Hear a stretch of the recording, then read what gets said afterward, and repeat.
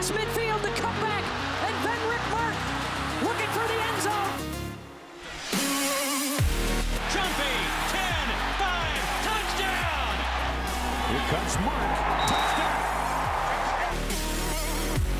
Simeon to Demetrius Fields. Coulter will take it in for the touchdown. 6 for the Wildcats. The Cats go to 5-0 for the third time in 5 years. Northwestern is 5-0. Kane is able, and Pat Fitzgerald's team returns to the top 25. Coach Fitz joins us now from Evanston. Pat, a week ago you were on BTN Live, and you told me that stats and numbers are for losers. Coaches only care about winning, but when you're ranked, that means you have a number next to your team name. Does that matter to your guys? You know, Rick, not at all. A week ago, we hopefully we'll continue the way that we prepared like we did a week ago. I mean, just keep focused and not worry about what anybody's saying outside of our program. Coach, your quarterback is the wide receiver. Your quarterback's the running back. I mean, Kane Coulter has really done it all this year. How fun is it for you and your coaches each week to game plan for a guy like that? Well, his ability is absolutely amazing, Timmy. He can do a lot of things and do them well. The one thing that jumps out to us, though, is just how tough he is. He's taken some hits that hopefully, as the season goes along, won't add up, but he's a very tough young man that just loves playing the game. Coach, we know that you guys have been able to move the football on offense, but defensively you guys have made strides, especially against the run. What's been the biggest difference with your defensive unit this year? Well, I think, Rack, we've played pretty well up front. We fit decently at the linebacker level, and when we've had some issues in the run game, that's where it's really been there too. I mean, we haven't fit well, and then I think it's all glued together with tackling. It's a lost art in football.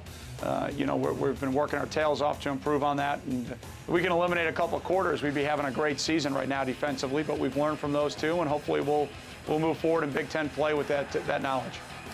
Pat, I follow you on Twitter at CoachFitz51. This morning you sent out a Twitter pic of the spot where your football facility is proposed to be built right there on the lake in Evanston.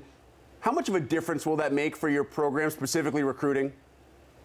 You know, Rick, it's going to be a game changer for us in recruiting. It's going to be transformational for the entire university, but for our football program to be able to have one of the most unique facilities and one of the most unique settings in college is going to be really special. We've already been obviously recruiting young men with the plans and where we're going to be, and the interest level is at an all-time high. The excitement level is at an all-time high, and just looking forward to moving over there and getting everything set up and having some fun with it. Well, Pat, we know you're busy getting ready for this weekend's monster game on the road against a much-improved Penn State team. We truly appreciate the time. Best of luck for the rest of the year. Thanks, guys. Go Cats. Appreciate it.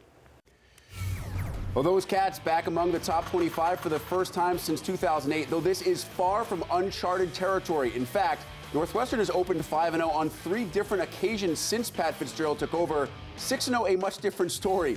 That record hasn't been seen in Evanston since 1962. Now, Fitz also said at today's press conference he would, quote, not tolerate the past, referring to meltdowns after good starts from previous teams. To me, this looks like a different team, and I'll tell you why. They've won from behind. They've won with the lead. They've won with offense, defense, and special teams. They've shown us they are a multi-talented team. Everything you're saying is 100% correct. But, Derek, I'll ask you, when you think of Big Ten football, what do you normally think of with a football team? Running game, fullbacks, big linebackers. Pat Fitzgerald would be a good example.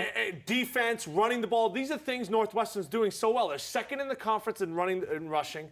Their defense against the rush has been unbelievable. I mean, less than 100 yards a game. Their defense has been stellar.